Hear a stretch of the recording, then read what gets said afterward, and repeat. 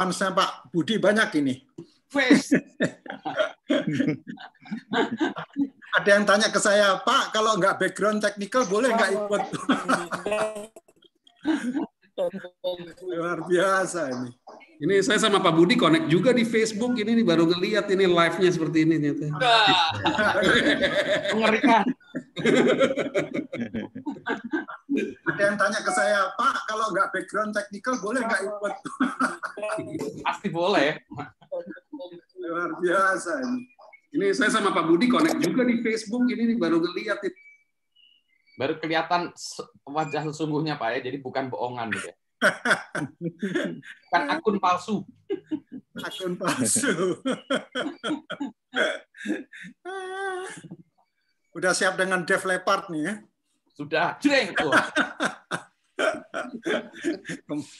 Kemarin tanya mau bawain lagunya Def Leppard. Luar biasa. Ini benar-benar deh. Ini mudah-mudahan internetnya bagus ya, soalnya saya dengar katanya karena Omnibus Law, jadi untuk mencegah demo, jadi katanya ada yang bilang internetnya slow. Waduh. Mudah-mudahan enggak ya. Padahal kita bedah buku ya. Kan bedah Omnibus Law. Oh iya benar juga ya. Kita bedah buku ya. Benar-benar. Kenapa mesti di ban gitu ya? Oke, saya admit semua, jadi udah lumayan banyak. Atau kita mulai aja ya Mas Budi? Atau gimana? Nanti kita yang lain menyusul, ini nanti Oke bisa nambah-nambahin. Oh gitu ya. Siap. Oke, siap. Let's get rock ya. Ntar, saya rekam belum ini ya? Oh udah. Biar nanti orang bisa nonton Pak Budi live di recordnya. Oke, bismillahirrahmanirrahim. Assalamualaikum warahmatullahi wabarakatuh. Waalaikumsalam. Waalaikumsalam warahmatullahi wabarakatuh. Alhamdulillah, kita kali ini pertemuan yang ke-9 ya. Alhamdulillah kita bisa bergabung lagi di acara yang luar biasa ini karena sebagian besar nih kayaknya fansnya Pak Budi Harjo. Jadi ini sesinya ITB, Pak.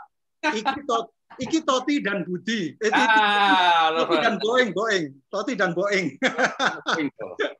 Jadi ini. Nah, oke. Sebelum bagi yang pertama kali join, jangan kaget karena memang sesi ini informal dan ini kita lakukan insya Allah rutin ya. Selama ini juga rutin setiap kalau nggak Rabu Kamis gitu ya. Jadi jam 10 atau 10.30 tergantung keberadaan guest. Kadang-kadang kalau nggak ada tamu juga kita nekat aja, pokoknya yang penting jalan dulu.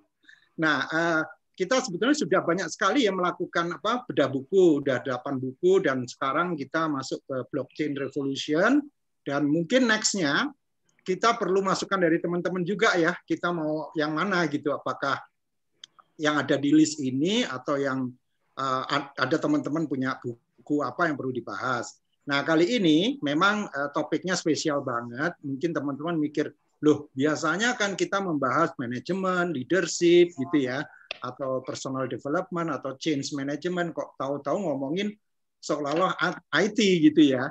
Tapi ingat teman-teman, ini blockchain revolution ini benar-benar menurut saya memang benar nih. Judul bukunya cocok nih, revolusi ini, karena memang sedang terjadi dan mungkin kalau Anda belum pernah dengar, ya saatnya sekarang kita belajar bersama dan alhamdulillah kita ada pakarnya di sini. Di mana pakar ini besok juga akan bicara di forum internasional pokoknya besok saya udah daftar sih Pak Budi, kalau nggak salah jam 3:30. Ya, jam 5. Nah, 3:30. Nah, saya sudah daftar. Jadi nanti silakan teman-teman kalau kurang puas daftar lagi ke acaranya beliau besok siang gitu. Sore. Nah, ini sebetulnya kenapa saya ujuk-ujuk mak gedandut gitu ya bahas buku ini, karena memang tidak lain karena salah satu pengarangnya itu saya kenal banget, Don Tapscott, itu di tahun 2006-2007 membuat buku namanya Wikinomics. Dan saya pernah membuat reviewnya di Koran Tempo waktu itu di tahun 2007. Saya juga kaget, ternyata saya pernah menulis ini ya, tapi di bukunya yang berjudul Wikinomics. Silakan dilihat teman-teman, Ibu Asesor Arnita Di-mute aja dulu. Sementara. Bu Armita. Ya. Oke, makan kacangnya nanti aja. Oke, jadi ini hari ini saya sedikit aja mengulas beberapa yang saya tahu mengenai buku ini, dan kemudian nanti Mas Budi atau Mas Boeng lebih banyak mengulas tentang blockchain ekonomi atau blockchain teknologi nanti ini mempengaruhi kita seperti apa. Dan yang paling penting diskusi antara kita nanti. Jadi ada 3 acara. Nah, sekarang sedikit saya mencoba mengulas buku ini beberapa aja. Pertama, ini Marc Andreessen ini nama yang mungkin bagi sebagian orang tidak kenal karena memang banyak pakar blockchain ini yang belum dikenal. Ya, jadi suatu saat nanti akan dikenal, dan anggap aja kita ini seperti saat ini tahun 1989 ya. Jadi saat kita belum mengenal internet. Karena ini blockchain ini katanya the new after internet. Katanya begitu ya. Nanti kita lihat apa penjelasannya dari Mas Boeng. Nah, ini buku ini, gara-gara buku ini mengguncang dunia gitu. Maksudnya dunia karena ini bestseller dan orang jadi ngeh gitu loh mengenai blockchain, termasuk saya. Karena saya sendiri kalau waktu itu tidak melihat buku ini di salah satu toko buku di Jakarta, sampai hari ini mungkin saya tidak pernah tahu blockchain itu apa gitu ya. Nah, key takeaways-nya ada 3 di sini. Pertama adalah suatu hal yang fundamental, penemuan yang fundamental. Nanti kita bahas, makanya ini penting sekali kita bahas bareng.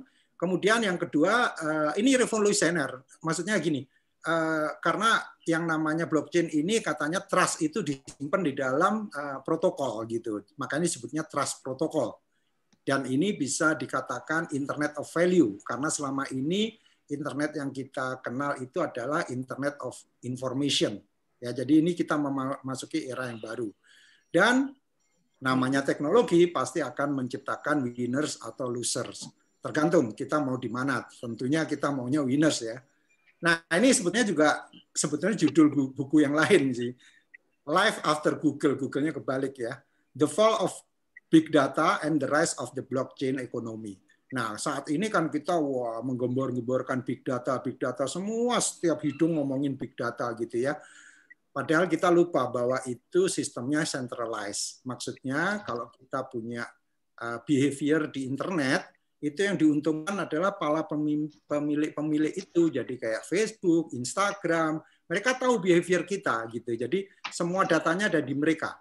Nah, dengan blockchain nanti, insya Allah semua terdesentralisasi. Jadi kita akan menjadi pemilik data kita sendiri, gitu ya. Jadi bukan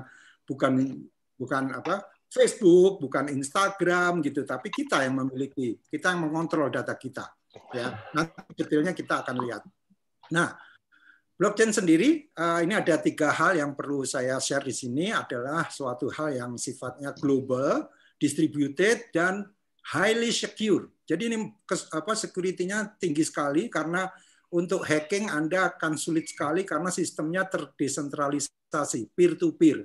Jadi kalau selama ini centralized, hacker bisa masuk di centralized system itu, gitu ya. Kalau ini untuk masuk harus disetujui perusahaan ada di sini. AI mau belajar. Pak Amril, ya di mute dulu aja Pak ya. Kita cerita ke Mama ya. Oke. Kalau gitu saya coba mute.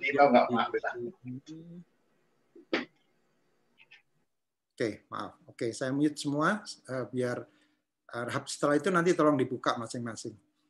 Kemudian bagaimana kita melihat perubahan ini? Jadi ini sebetulnya blockchain sendiri cukup lama ya, sudah 2 atau 1 dekade yang lalu. Kemudian di tahun 2009 kalau nggak salah ada seorang yang pakai pseudonym Satoshi Nakamoto itu membuat Bitcoin white paper gitu ya. Nah, disitulah mulai dikenal karena konsepnya tadinya memang ini digunakan oleh Bitcoin, mata uang ini virtual atau cryptocurrency ya disebutnya. Nah, fundamentalnya di mana? Nanti kita akan belajar bersama bahwa ini perubahan dari Internet Information menjadi Internet of Value. Jadi intermediaries yang tadinya perlukan untuk mengkonfirmasi identitas kita, misalnya saya transfer atau saya menerima transfer dari Pak Boeing, Pak Budi ke saya, itu pasti melalui bank saya atau banknya Pak Budi, ya. Nah, dengan adanya blockchain ini saya bisa langsung terima dari Pak Budi tiriman uang itu, karena dengan blockchain ini tidak informasi yang di-share tapi langsung value-nya gitu ya. Nah, kemudian ini juga yang ketiga adalah merupakan worldwide ledger atau buku besar yang di-share oleh semuanya tahu, tapi encrypted ya. Artinya Anda tidak bisa melihat misalnya, atau saya nggak bisa melihat berapa triliun rupiah yang ada di tempatnya Pak Budi, misalnya seperti itu ya. Dan sistemnya decentralized, jadi kita bisa kontrol identitas kita dan kita bisa melakukan apapun dengan sangat-sangat secure, immutable. Kemudian disebutkan di dalam buku ini radically reduce transaction cost. Nah, ini juga transaction cost ini dalam searching dan koordinasi ini banyak perusahaan yang sudah masuk, termasuk perusahaan besar seperti IBM. Ya, IBM itu kalau nggak salah sudah masuk di dalam bagaimana supply chain untuk food. Jadi nanti makanan yang kita makan itu kita tahu asalnya dari mana, gitu ya. Jadi ini untuk tracing kehalalan. Jadi kalau halal haram itu mudah sekali, kita bisa tahu siapa yang memproduksi raw materials-nya sampai itu kita makan sekarang. Kemudian entrepreneurs atau kita individu memiliki capabilities yang sama dengan large companies. Jadi ini kekuatan identitas individu nanti. Jadi artinya kita entrepreneur yang lepasan gitu, yang tidak biasa bukan bagian dari perusahaan besar, ini saatnya kita untuk bisa berkiprah dalam dunia blockchain ini karena ekonominya benar-benar ekonomi yang terbuka dan terpercaya, ya, trusted gitu. Kemudian juga yang salah satu yang ditekankan di buku ini, di akhir buku ini adalah reinvent leadership and governance. Ya, kemarin di sesinya Pak Amri pekan lalu kita belajar mengenai servant leadership. Nah, salah satunya dalam servant leadership itu bagaimana kita bisa bertindak humble, sehumble mungkin gitu ya. Nah, dengan adanya teknologi blockchain ini lebih mudah kita melakukan leadership action gitu ya. Nah, investasi karena buku ini tahun 2018 ya direvisinya, investasi di dunia waktu itu di tahun 2012 terkait blockchain masih $2 juta. Kemudian di tahun 2015 melonjak dari 500. Nah, naik terus sampai kalau nggak salah 4 triliun di tahun 2018, triliun US dollar ya. Dan kemudian turun di tahun 2019. Nah, turunnya ini jangan juga berarti ini turun karena prospeknya buruk, bisa jadi karena development-nya mungkin sudah mulai mature ya, sudah mulai matang gitu. Kita aja yang belum merasakan gitu. Nah, ini revolusionernya di mana? Karena semua yang sifatnya value, semua yang sifatnya identitas kita itu bisa kita simpen dengan bebasnya tanpa ada orang yang tahu karena encrypted dan ini ada istilah PKI ya di bawahnya itu public key infrastructure ini untuk menjamin security ini karena sifatnya asymmetric cryptography. Jadi kriptografi ini teman-teman di matematika mungkin yang tahu ya. Ini semacam algoritma yang membuat kita tidak bisa sangat terpercaya karena melibatkan banyak banget nodes atau yang terlibat di situ dan kemudian encrypted. Jadi kita nggak bisa melihat di situ dan PKI ini adalah salah satu kuncinya ya. Public key infrastructure. Karena banyak sekali istilah ya, ada proof of work, terus ada timestamp dan sebagainya. Nanti Mas Budi yang akan membahas supaya kita benar-benar paham dan yang paling penting kita benar-benar siap dalam blockchain ini. Nah, ini winner sama loser-nya menarik ini. Saya ambil quote-nya dari salah satu pemain pokok ya. Pemain pokoknya ini memulai bermain di blockchain ini di usia 17 tahun ya. Saat itu ayahnya bertanya, "Have you heard anything about Bitcoin?" gitu ya. Nah, dia waktu ditanyain sama ayahnya dia tahu tapi nggak tertarik gitu. Nah, Kemudian pas pada saat dia mau masuk universitas, dia mikir-mikir gitu.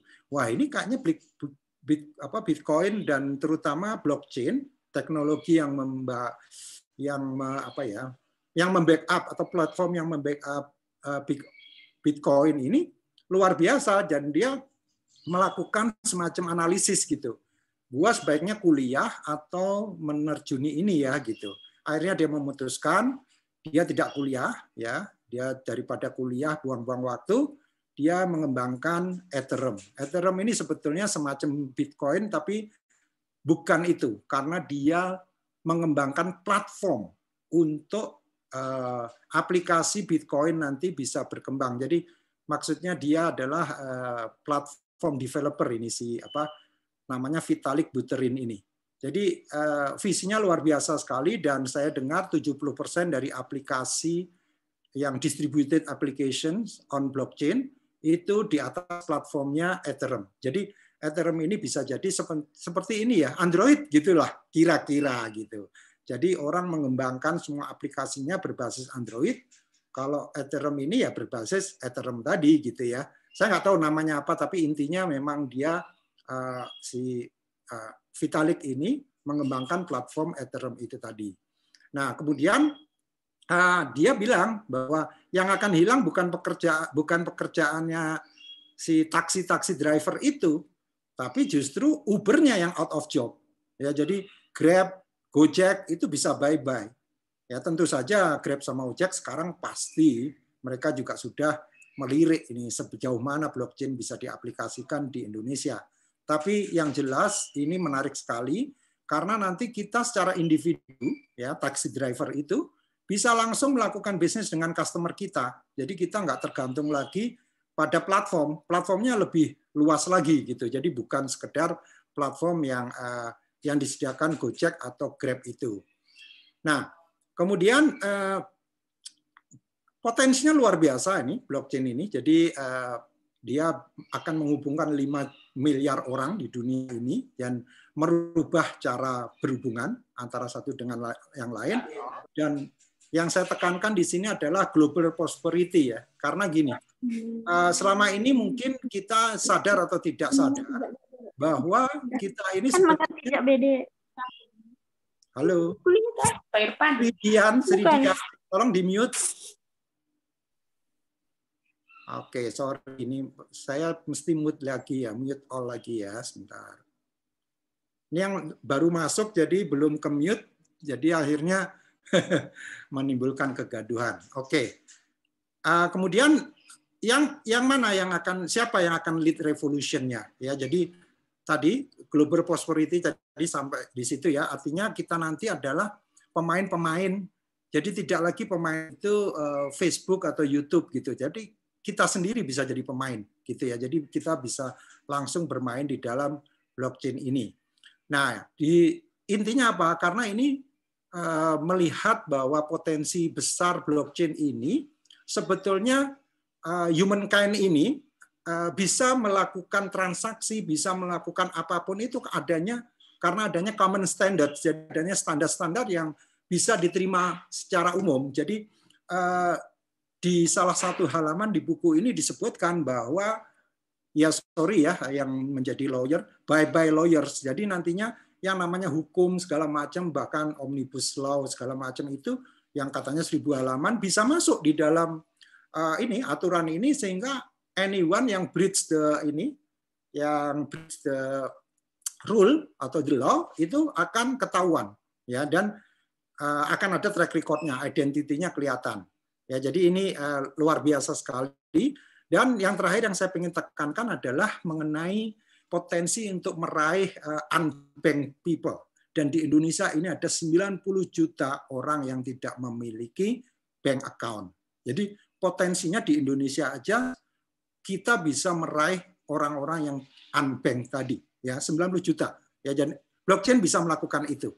Nah, siapa blockchain ini bagaimana di perusahaan atau di C-suite ya, di sini CEO harus tahu bagaimana dia akan mempengaruhi bisnisnya. Jadi kalau Anda CEO di sini mulailah melirik gitu, blockchain ini akan berpengaruh apa pada bisnis saya, karena Kalau Anda nggak melakukan, orang lain yang melakukan.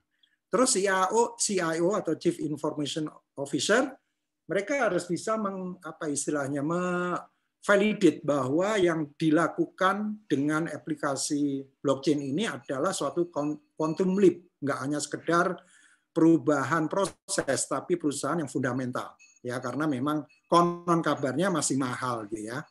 Nah, untuk orang-orang HR, CHRO ini adalah suatu cara untuk engage talent. Jadi nanti yang namanya kita sebagai pencari kerja, misalnya, identitas kita nggak perlu lagi reference check karena identitas kita sudah tersimpan rapi di general ledger tadi, gitu, tanpa diketahui oleh orang lain dalam pengertian encrypted, gitu ya. Jadi tidak dipublish, tapi you as a HR person itu is capable, gitu, capable untuk mengetahui track record dia karena identitasnya ada semua di situ.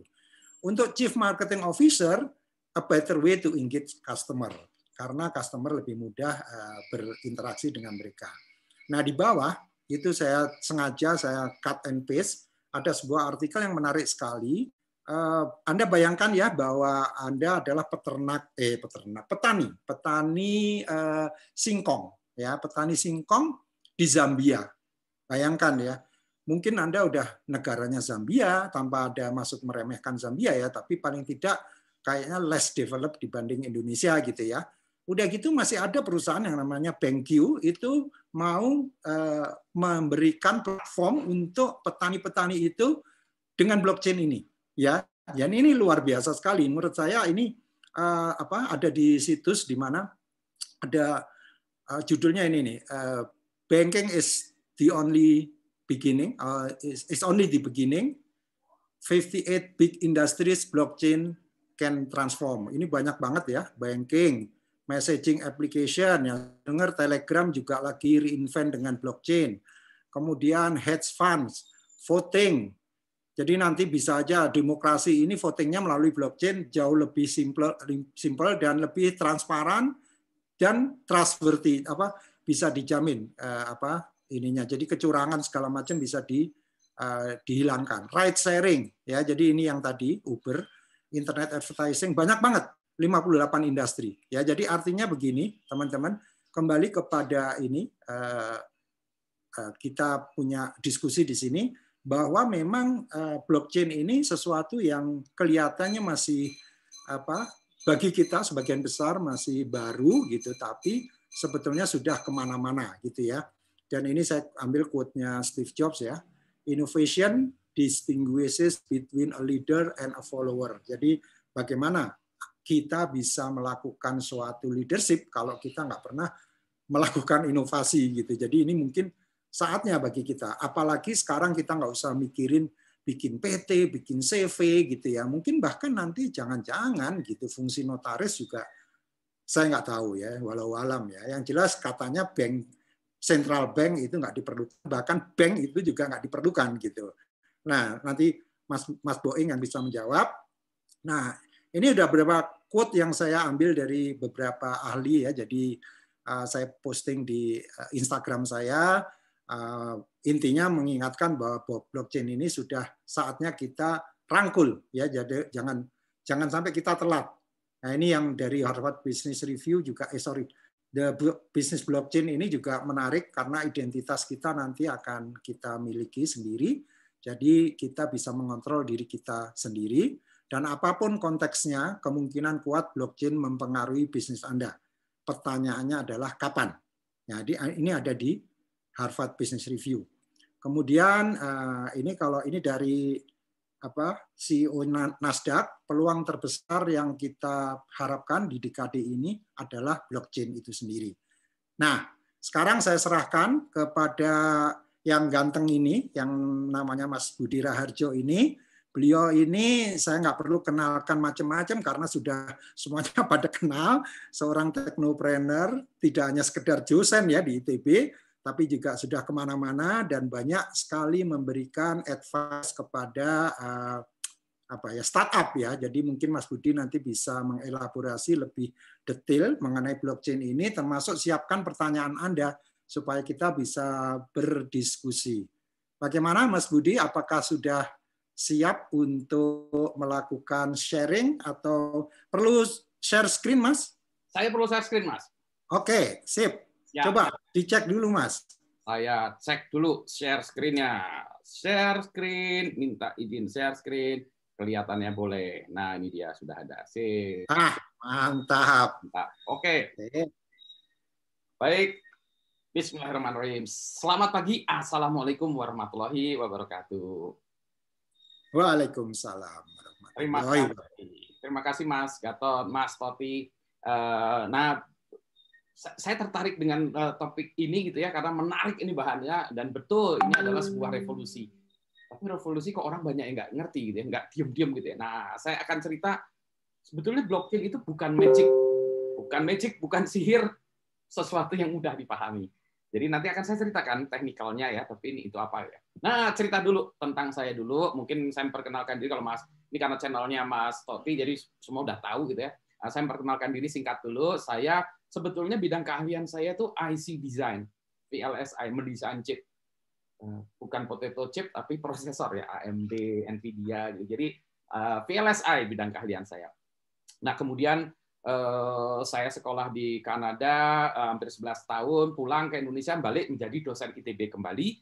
Nah, saya dosen ITB yang balelo, agak sedikit aneh gitu kelakuannya gitu. Saya dulu balik terus ngelola domain.id dulu. Jadi di Indonesia tuh hal-hal yang hebat-hebat itu pada zamannya tidak ada yang mau mengelola karena tidak mengerti atau tidak peduli. Jadi kepaksa waktu itu domain.id saya kelola. Lucu juga ya, domain.id dikelola Budi Raharjo. Budi Rajo ITB ya, sekarang kelola Pandi. Selesai itu saya juga terpaksa lagi mengelola security yang namanya IDCERT, Indonesia Computer Emergency Response Team. Ceritanya panjang tapi lucu-lucu juga deh, karena nggak ada yang mau peduli juga. Kalau sekarang sudah ada BSSN. Nah, saya juga dikenal sebetulnya banyaknya sebagai serial technopreneur. Maksudnya apa sih? Technopreneur itu entrepreneur di bidang teknologi. Jadi saya senangnya membuat perusahaan di bidang teknologi. Serial, maksudnya serial itu berseri-seri kegagalannya, serial gitu ya. Kayak film cerita silat ya, ini serial entrepreneur. Jadi saya banyak membuat perusahaan. Tahun 2000 saya membuat 10 perusahaan IT, mati 7. Nah itu dia. Itu contohnya. Jadi kegagalan itu membuat saya susah ya. Jadi karena saya sering membuat perusahaan, akhirnya saya sering menjadi mentor bagi anak-anak muda yang membuat perusahaan, kegagalannya itu apa dan seterusnya. Saya ikut Founder Institute, itu jaringan mentorship dari Silicon Valley dan seterusnya. Jadi kerjaan saya sehari-hari adalah di perusahaan saya sendiri yang namanya Indosys. Indosys itu bergerak di information security, network and application security. Ada di situ. Kebetulan bajunya saya pakai juga. Ini bukan iklan, cuma menunjukkan bahwa ini kerjaan saya. Makanya tadi Pak Budi ada di BI, ya kebetulan kerjaan saya dari tahun 2000, mungkin udah 20 tahun ya, mengerjakan di bidang security. Jadi kapan-kapan saya cerita security suka dukanya. Nekat lagi nih, biasa perusahaan bangkrut. Saya buat juga perusahaan digital, musik, toko musik digital. Sebelum iTunes ada, udah buat duluan gitu ya. Dan karena selalu mendahului zamannya, dan perusahaan itu gagal juga, bubar jalan juga. Jadi dulu parent company saya Blitz Megaplex itu. Jadi kalau dulu di PVJ Blitz Megaplex, Grand Indonesia, Pacific Place waktu itu baru mau kami bangun, ada toko musik digital. Nanti saya cerita toko musik digital dan blockchain hubungannya gitu. Itu juga bubar jalan ya karena salah satunya nggak ada micropayment. Nanti kita bahas deh. Dan yang terakhir saya baru buat lagi 3 tahun yang lalu saya buat perusahaan AI, Artificial Intelligence. Nanti saya cerita lagi kenapa demikian. Jadi ceritanya begini, saya tuh senang teknologi. Kalau saya senang sesuatu, saya buat perusahaan. Untuk supaya seriusnya, rada aneh juga gitu ya. Dan lucunya banyak teman-teman yang gila ya, yang mau mendanai saya membuat perusahaan. Lucu, jadi saya membuat perusahaan itu nggak pernah pakai duit pinjaman, nggak pakai duit sendiri, pakai duit punyaan teman.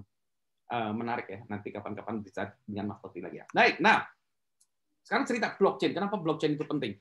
Jadi ceritanya sekarang ini orang bercerita tentang emerging technologies. Ya, ada teknologi-teknologi yang muncul, namanya emerge, dia bisa keluar, kemudian mati juga gitu ya. Tapi kan kita belum tahu. Misalnya AI, kalau teman-teman dengar ya AI, machine learning, wah ada di mana-mana itu. Jadi kalau saya sudah lihat bisnisnya, saya buat perusahaan aja. IoT ya nanti kita bahas juga, ada di mana-mana. Internet of Things apa sih gitu ya. saya buat IoT, saya pasang sensor weather di seluruh kota Bandung. Jadi ada sensor weather yang pasang di kota Bandung tuh saya pasang aja semua gitu. Mobile social internet. Nah, ini menarik nih sebetulnya. Ini nanti saya mau usul juga bahas buku Mas Tot, itu namanya Profesor Zuboff itu bahas namanya kapitalisme ya, ini surveillance capitalism. Jadi sekarang kita di Indonesia ini termasuk pelopor di nomor 3 ini ya. Di Indonesia ini pelopor, negara-negara lain itu pemula di dunia ini. Makanya kalau kita pelopor itu kita kelimpungan karena nggak punya teman. Good or bad di Indonesia itu termasuk pelopor dunia bisnisnya, dunia media sosialnya, segala macam. Ini luar biasa edannya gitu ya. Nah, ada bisnis sekarang berbasis surveillance. Nah, itu kenapa kok munculnya Google, Facebook dan lain sebagainya. Kalau yang nonton Netflix ya baru ini ada film The Social Dilemma, itu salah satunya. Yang keempat, blockchain. Ini nggak berurutan sebetulnya. Nah, blockchain itu wah luar biasa kerennya segala macam. Cuma saya masih belum menemukan bisnis model yang pas gitu ya, sehingga saya belum berat perusahaan. Dan seterusnya nih ada big data, ada macam-macam ya. Jadi lagi-lagi teman-teman sekalian, ini menarik sekali ya karena blockchain ini merupakan emerging technologies yang luar biasa. Makanya perusahaan kalau ditambahin AI naik harga sahamnya. Perusahaan kalau pakai blockchain naik harga sahamnya. Karena apa sih gitu ya?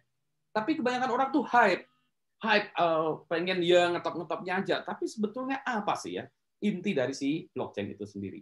Nah, saya akan cerita sedikit ya.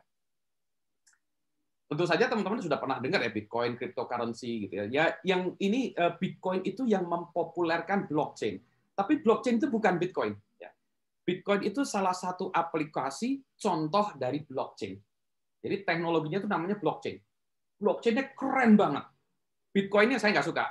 Mau matilah Bitcoin. Jadi seolah-olah gitu. Jadi saya cryptocurrency saya tidak terlalu suka. Meskipun nanti dibutuhkan ya. Tapi saya nggak terlalu suka sana. Tapi blockchainnya luar biasa. Ini satu hal yang luar biasa. Kalau orang bilang godsend gitu ya. Makanya betul-betul dibilang ini revolusi ya. Nah lucunya si blockchain ini sebetulnya Bitcoin ya. Ini tadi Mas Toti udah cerita diinikan oleh satu orang yang namanya Satoshi Nakamoto. Satoshi Nakamoto ini sampai sekarang nggak ketahuan orang sebenarnya itu siapa. Jadi dia tuh di mailing list dia postingkan ya dengan nama Satoshi Nakamoto. Kemudian satu saat dia postingkan papernya Bitcoin itu PDA. Kode Bitcoinnya ini juga dipostingkan segala macam sehingga Bitcoin itu meledak luar biasa. Kalau dia sebetulnya membuka diri ya mungkin dia kaya raya sekarang. Tapi dia nggak buka diri. Jadi sampai sekarang ini masih tanda tanya. Makanya orang punya konspirasi teori. Oh ini jangan-jangan suatu negara adidaya yang nanti orang-orang pakai blockchain semua kemudian bubar jalan gitu ya. Nggak ditemukan flaw sampai saat ini. Orang-orang tidak menemukan flaw. Dan kita belum mengerti kenapa atau siapa nih Satoshi Nakamoto. Bahkan saya baca buku ya, bukunya itu menganalisis tulisan-tulisan Satoshi Nakamoto. Tulisannya itu dianalisis. Ini orang Inggris nih karena gaya bahasanya gini. Bukan, ini orang Amerika. Gaya bahasa pemilihan kata-katanya begini. Ada orang Jepang juga namanya Satoshi Nakamoto. Dikejar-kejar orang. Bukan, itu bukan saya. Ya. Jadi sampai sekarang kita belum tahu siapa sih Satoshi Nakamoto. Tapi hebatnya itu ya, semuanya dia buka. Hebatnya dibuka. Ya. Nah, sekarang kita bicara dulu ya, yang dia buka. Nah, sekarang kita bicara tentang blockchain. Blockchain itu adalah distributed ledger. Distributed ledger. Nanti kita bahas ledgernya. Distributed dulu. Jadi ya kalau kita bicara tentang distributed itu pola bisnis atau kalau kita lihat jaringan atau pola bisnis itu bisa macam-macam. Ada satu usaha yang centralized, semuanya harus lewat saya gitu ya, itu centralized. Biasanya bank centralized, itu punya saya. Orang lain mau lihat, nggak boleh. Telco juga datanya, itu punya saya, nggak boleh orang lain itu centralized. Bank punya kantor cabang, gitu ya, itu decentralized kasih ini, tapi masih nggak ini kantor cabangnya masih harus terkoordinir ke pusat. Nah kalau distributed, masing-masing kantor cabang itu bisa berkomunikasi dengan kantor cabang, bisa deal dengan kantor cabang, dengan nasabah. Jadi yang sebelah kanan itu ya, distributed itu adalah pola bisnis yang cocok dengan blockchain. Jadi kalau proses bisnis kita distributed, blockchainable. Kalau tidak, nggak centralized, itu nggak blockchainable. Jadi berarti kita harus cari bisnis proses yang ini. Jadi banyak orang yang bilang, saya ini bisa nggak buat blockchain, misalnya core banking menurut saya nggak blockchainable ya, karena dia distributed, centralized. Jadi harus lihat, apakah dia akan tergoncang oleh distributed? Iya, jadi dia ya harus berbuat banking system yang bukan centralized lagi ya. Ini saya skip aja. Nah, saya skip ini dulu. Saya ceritanya gini, dongeng dulu. Misalnya saya ingin kirim uang ke Mas Toti. Saya itu A, Mas Toti itu atau Mas Toti itu A, saya itu B. Mas Toti ingin kirim uang ke Budi Raharjo. Transfer Rp5.000. Sekarang satu-satunya cara, bukan satu-satunya cara ya, cara konvensional tuh Mas Toti pergi ke bank. Bang, saya mau transfer ke Budi Raharjo. Oke, 5.000. Kata bang, sebentar dulu, saya cek dulu. Anda siapa? Saya Toti. Oh iya Mas Toti, benar. Oke, ya oke benar. Budi Raharjo saya cek. Oh iya ada Budi Raharjo. Mau transfernya berapa Mas? Rp5.000. Oke, saya cek dulu. Oh saldo rekeningnya, oh ada 1 juta, 5.000 boleh. Nah kata bang, oke, saya bisa transfer. Ya dicatat. Jadi yang mencatat itu nanti bank. Terus kedua bilang ini, biaya transaksinya 10.000 Mas. Hah? Kan saya mau kirim 5.000. Biaya transaksi 10.000 kata bank itu. Ya di kami kebijakan perusahaan 10.000 Mas. Kalau nggak suka silakan ke bank yang lain. Jadi bank lain juga bilang di kami juga 10.000. Ini kartel semua nih, 10.000 semua gitu ya. Tapi karena Mas Toti udah janji ke saya, oke lah biarlah 5.000 saya bayar ongkos kirimnya 10.000 nggak masuk akal gitu. Nah, terima kasih. Kapan sampainya Mbak? Kata teller banknya nih. Ya sekarang ini hari Kamis, Jumat kita libur, Sabtu libur, ini Senin. Ya paling lambat Selasa siang. Gitu. Mbak, ini zaman kapan Mbak? Kata banknya, ya kalau nggak suka silakan ke bank yang lain gitu. Jadi semuanya ini tergantung pada banknya. Jadi kita bergantung satu. Kita nggak tahu catatan-catatannya tuh saldonya Mas Toti berapa, segala macam tuh urusannya bank ya. Kemarin kan ada masalah tuh ya, bank nggak perlu saya sebutkan namanya, bank itu yang saldonya berubah kan ya. Ada yang nolnya hilang, nambah nol hilang kan ya. Ada satu bank gitu ya. Itu bank itu kalau dikoreksi dia bilang ini catatan saya, mohon maaf kami salah itu. Jadi benar gimana? Oh maaf itu data milik kami. Jadi itu punyaan dia dikekep ini, centralized. Kosnya suka-suka dia, waktunya suka-suka dia. Jadi ini contoh permasalahan yang dipecahkan oleh Bitcoin ya, Bitcoin. Saya ambil contoh lagi, toko musik digital saya. Kenapa toko musik digital saya bangkrut? Saya itu jual satu lagu, saya jualan toko lagu digital saya satu lagu, saya jual Rp5.000 satu lagu. Nggak ada tuh sistem bank atau sistem keuangan yang sanggup memproses itu dengan biaya transaksi yang murah. Kalau saya ke payment gateway segala macam itu paling murah ya ini dulu ya, saya waktu awal itu payment gateway paling murah 15.000. Ini biaya transaksinya 15.000, paling murah saya kejar lagi 10.000. Ya tadi itu kenyataan. Jadi kalau saya jual mobil atau jualan baju ya harganya 300.000 masuk akal, ininya biaya transaksinya 10.000 itu masuk akal. Tapi kalau saya jual lagu 5.000 biaya transaksinya 10.000 nggak masuk akal. Jadi perusahaan saya itu bangkrut karena tidak ada payment yang bisa mendukung itu. Nah, blockchain bisa mendukung itu. Jadi, nah ini ya. Jadi ini masalah yang sebetulnya janjinya bisa dipecahkan dengan blockchain. Gimana kok blockchain bisa memecahkan masalah ini ya? Berarti kita lupakan masalah. Jadi kita memecahkan masalah centralized ledger itu bisa dipecahkan nggak? High cost-nya bisa dipecahkan nggak? Long processing time bisa dipecahkan nggak? Ini problem yang ingin dipecahkan oleh Bitcoin yang mana dia menggunakan teknologi blockchain. Ya. Napas dulu, karena kita akan menjadi lebih rumit. Maksudnya saya mau ngajarin matematik dulu ya. Maaf nih slide-nya nanti saya bisa berikan ke Mas Toti, nanti Mas Toti bisa mendistribusikan ke teman-teman, ada yang mau minta ke saya juga boleh. Ini slide-nya bebas, kayak Satoshi tadi gitu ya. Nanti saya berikan ya. Nah, ini ya. Nah, sekarang saya ngajarin dulu. Inti dari blockchain itu rahasianya atau secret ingredient itu ada yang namanya hash function. Apa sih itu? Jadi ini hash function tuh memang rumit, tapi saya sederhanakan. Hash function itu adalah sebuah rangkuman dari sebuah pesan. Jadi kalau ada sebuah pesan, ini rangkumannya apa gitu ya? Atau kalau orang bilang checksum-nya atau apa, sehingga kalau ini message-nya diubah, ketahuan ya, karena itu di belah kanan itu digest-nya atau checksum-nya, gitu ya. Yang kedua, message hash itu satu arah ke sana, balik lagi nggak bisa. Ya. Nah, kita ambil contoh misalnya. Contoh misalnya saya punya pesan yang namanya Budi, B-U-D-I. Ini gimana saya ngirim pesan? Tapi saya di tengah jalan nggak mau pesan ini nggak mau diotak-atak sama orang lain ya. Jadi B-U-D-I. Ini cara bodon-bodonan, cara Budi Raharjo. B ini saya konversikan jadi angka. Kalau di dalam komputer, B itu ada namanya tabel ASCII gitu ya. B itu angkanya 66. A65, B66, C67 dan seterusnya bisa diurut. Jadi B itu 66, U85, D68, I73. Jadi kalau saya jumlahkan BUDI itu jumlahnya adalah 292. Jadi saya bilang gini, Mas Toti, saya Budi 292. Oh gitu. Kalau Dudi berapa Dudi? Kalau Dudi jumlahnya berapa Dudi? Ayo Dudi. Ayo, ini kalau dulu anak kecil ditalar nih, kalau kita kalkulator. 294. 294, keren banget ini. Harusnya dapat hadiah. 294. Jadi kalau misalnya di tengah jalan ada orang mengubah Dudi 292. Nah, Mas Toti bilang sebentar. Katanya Dudi, tapi 292 nggak cocok. Ini hash-nya nggak cocok. Jadi hash ini adalah cara untuk mendeteksi perubahan data. Tentu saja ini hash yang buruk ya.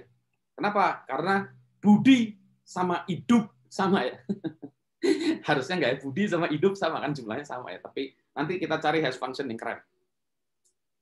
Berikutnya lagi kalau saya kasih kalau kita sebutkan 294 itu apa? Wah bingung. Wah ada banyak macam Mas. Kalau 294 itu apa-apa jumlahnya poin 294. Wah itu bisa macam-macam. Itulah dia ya. Given sebuah hash nggak bisa balik lagi. Jadi given sebuah message bisa kita hashkan, dikasih di hash nggak bisa balik lagi message-nya apa nggak tahu kita. Karena ada banyak cara. Ya jadi gitu ya. Nah, jadi contoh. Salah satu hash yang terkenal itu algoritmanya namanya MD5. Sekarang udah nggak dipakai lagi atau masih dipakai tapi sudah tidak disarankan ya.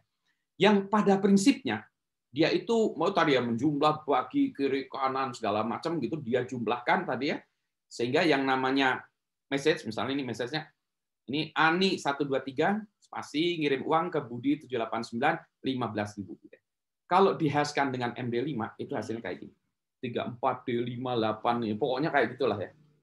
Kalau saya kasih 34D585CO nah kan itu message aslinya apa? Nggak tahu. Tapi menariknya begini, kalau misalnya di tengah jalan ada orang yang ngubah tambahin 0 ya. Jadi bukan 15.000 tapi 150.000 gitu. Nggak cocok dengan hash-nya. Berarti ada tanda bahwa ini transaksinya atau pesannya itu diubah, ada yang ubah. Diubahnya apa? Nggak tahu. Tapi ini ini datanya sudah berubah. Gitu ya. Jadi kuncinya ini hash function. Jadi blockchain itu kunci matematiknya hash function dan hash function itu sederhana tadi. Ya. Cuma gini aja. Sekarang kita bicara tentang blockchain. Nah, blockchain itu apa? Ya, jadi blockchain itu pada prinsipnya adalah kalau saya punya ledger itu isinya data. Yang ditulis data di ledger itu bisa macam-macam. Ada data transaksi kayak tadi ya pengiriman uang. Ada data janji. Saya berjanji akan memberi buku ke Mas Toti. Itu bisa juga janji saya. Itu saya masukkan di sini boleh. Pokoknya apapun pesan itu saya janjinya.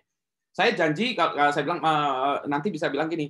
Mas Toti bilang kalau Mas Budi sudah ngirim bukunya ke saya, nanti uangnya saya kirimkan ke Mas Budi. Nah itu bisa juga dimasukkan di sini, gitu ya, dimasukkan di sini. Jadi nggak bisa ngeles lagi gitu. Kan Mas Toti udah janji dulu ngasihnya mau 75.000 untuk buku saya.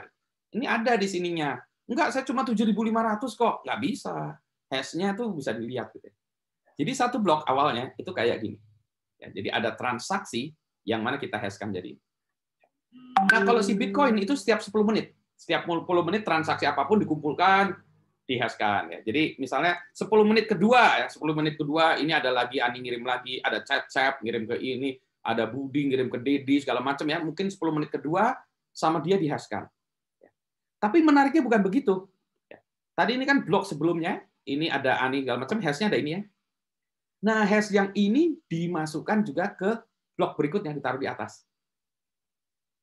Taruh di atas.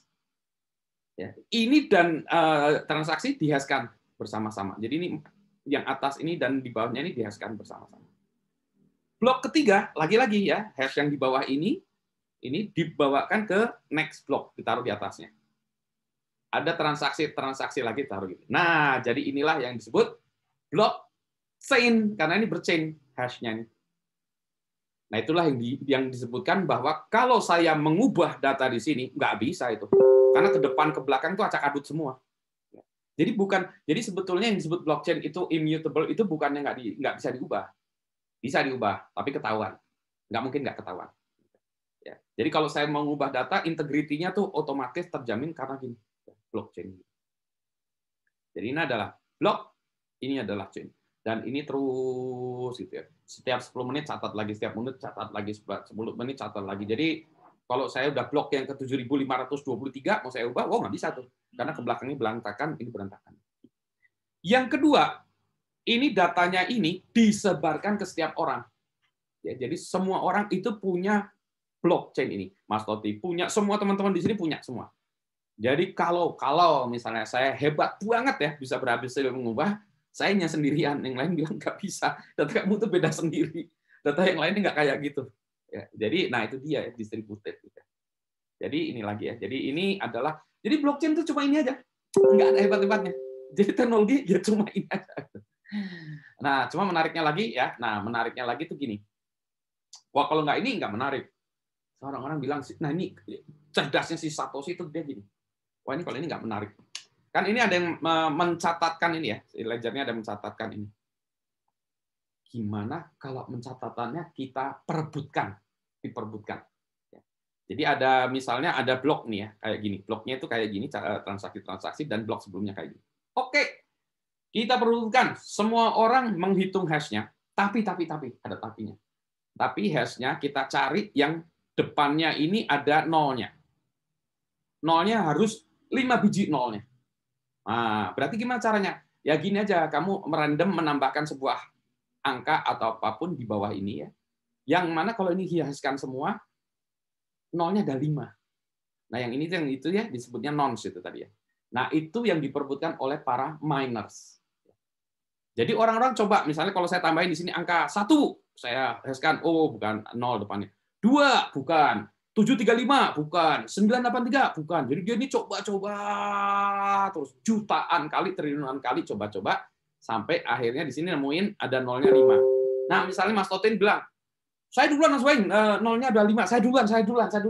Angkanya itu adalah 245." Oke, nah orang ngecek semuanya, 245 benar nggak? Saya masukin 245. Oh ya benar ya. Siapa tadi ngomongin? Mas Toti. Oke, kalau gitu Mas Toti saya kasih honor, kasih duit. Itu yang disebut miner. Nah, karena itu susah sekali menghitungnya tadi, ini mencoba-cobanya susah sekali, maka miners itu membuat komputer-komputer yang menggunakan GPU. Jadi dia tuh menggunakan GPU, dia pasangin, ada orang yang punya 3.000 GPU atau card itu dia pasangkan. Nah, berarti apa? Dia butuh listrik. Berarti si miner ini cari negara yang listriknya murah. Karena dia run itu 10.000 komputer dia run untuk mencari angka tadi sehingga nolnya jadi. Nanti next berikutnya lagi dia dibayar. Jadi itulah konsep miner. Things disebut proof of work. Artinya orang yang kerja keras tadi, kayak menggali menemukan emas.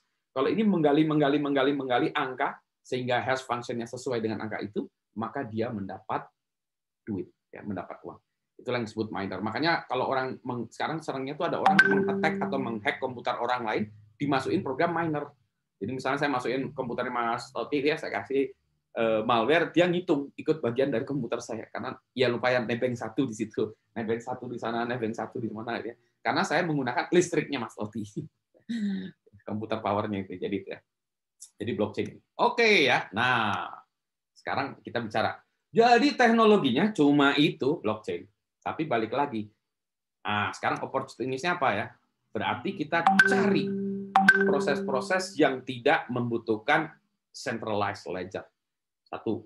Yang kedua, kita nggak harus saling percaya si blockchain tadi ya. Nggak perlu saling percaya. Bank itu kenapa kita pilih? Karena dia dipercaya ya, melakukan percaya. Jadi nanti suatu saat ada bukan bank yang mana transaksinya kirim-kiriman duit tadi, saya nggak perlu bank, saya tinggal taruhkan di blockchain gitu. Misalnya kayak Bitcoin itu ya, saya transfer ke Mas Toti, ditulis Budi transfer ke Mas Toti, bisa di-verify gitu ya. Dan seterusnya gitu. Dan seterusnya itu nggak perlu bank. Jadi nanti bank itu akan goyah dengan ini. Bitcoin sudah membuktikan itu.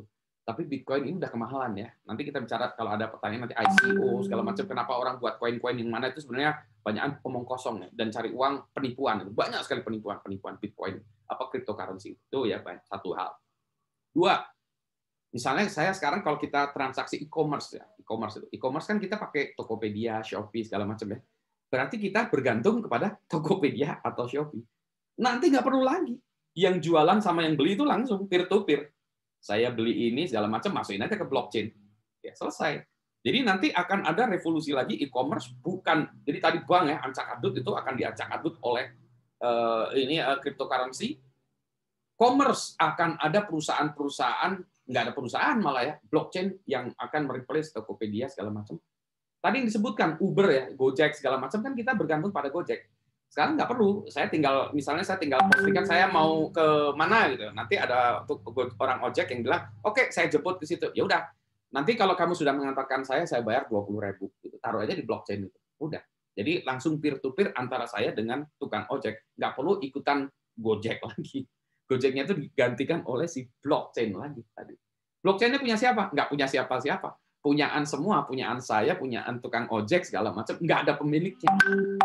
Ngeri kali nih, berarti, nah ini perusahaannya siapa? Nggak ada perusahaannya. Kayak Bitcoin nggak ada perusahaannya. Itu sama-sama karena kita bersama-sama. Tapi ingat ya, tidak semua blockchainable ya, tidak semua blockchainable. Jadi kita harus cari itu harus distributed ya. Nah ini ada banyak macam-macam ya. Ini contoh ini contoh terkait beberapa yang kami kerjakan, yang saya kerjakan ya kayak tadi ya. Kalau saya senang sesuatu kan saya research, saya buat segala macam, saya buat perusahaannya dan lain sebagainya. Yang ini saya research dengan mahasiswa saya, banyak sekali. Jadi saya tertarik pertama e-voting. Kenapa e-voting? Karena satu, di Indonesia ini kita tidak ingin ada satu centralized yang kita percaya. Ya, banyak orang nggak percaya ke KPU, nggak percaya partai politik, nggak percaya pemerintah, nggak percaya. Tapi voting harus terjadi. Blockchainable itu. Blockchainable banget gitu ya. Jadi itu, oh iya ya gitu ya. Jadi waktu itu kami sama mahasiswa ngarang sistem voting blockchainable gimana, oh bisa ternyata. Terus yang kedua, kalau kita nggak pakai blockchain ya, pakai konvensional, sebagai contoh kan masih ingat kawal pemilu itu kan ya, untuk memastikan bahwa yang dipilih itu tidak berubah, ya maka datanglah dipotretin itu di TPS gitu ya. Nah ini ada mahasiswa saya juga udah buat itu, semuanya itu yang di TPS dimasukin di blockchain.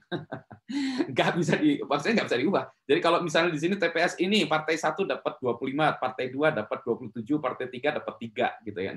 Udah kecatat di blockchain, udah immutable tuh. Masuk begitu. Jegrek kalau yang ubah-ubah ketahuan.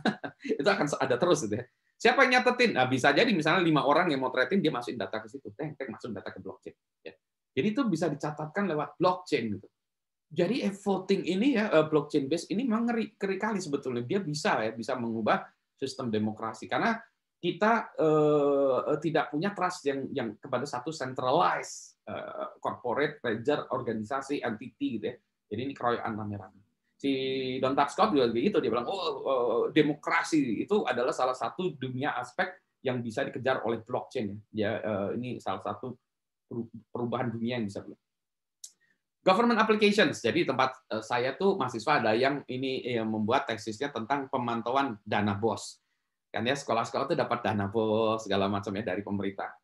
Pemerintah nggak tahu ini pemanfaatannya untuk apa nih. Jangan-jangan dana BOS-nya itu dikorupsi oleh kepala sekolahnya atau apa gitu. Pemanfaatan uang dana BOS itu catatkan di blockchain. Aman itu, bukan aman maksudnya. Semuanya tercatat dan tidak bisa diubah-ubah. Udah tercatat di situ, orang bilang enggak kok kemarin saya ordernya 50 pensil, Mbak kemarin ordernya di situ tertulis 50.000 pensil, Mbak. Enggak saya 5.000, buktinya ada di situ ya, jadi nggak bisa lagi ya mengelas-ngelas. Pemantauan dana BOS ini udah, oh iya begitu. Terus pertanahan ya, jadi nanti ini tanah punyaan siapa segala macam itu ya, itu dimasukin di situ aja.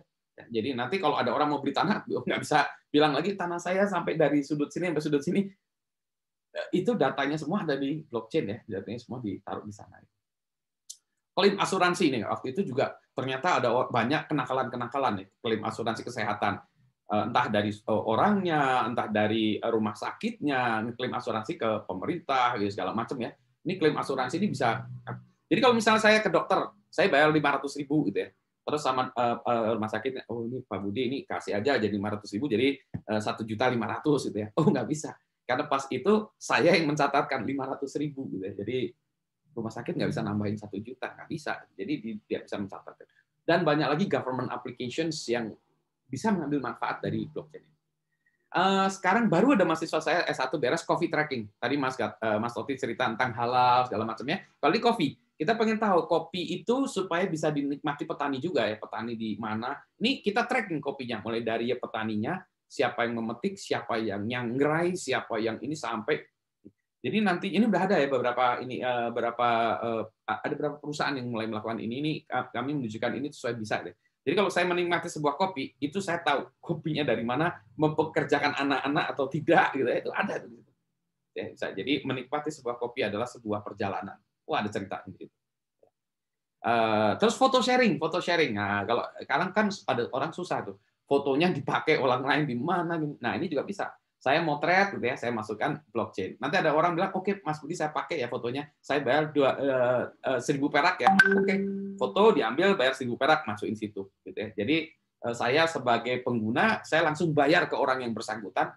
Saya, misal fotografer atau fotografer dapat 1.000 perak karena fotonya dipakai entah orang di Zambia tadi pakai potretnya gitu ya. Rp1.000 juga duit gitu. Kalau yang ngambilnya 30.000 ya Rp1.000 ya kali 30.000, 30 juta juga gitu ya, duit juga gitu ya. Jadi itu bisa segala macam. Foto tracking. Nah, sekarang lagi yang sedang saya buat ini adalah traveler helper.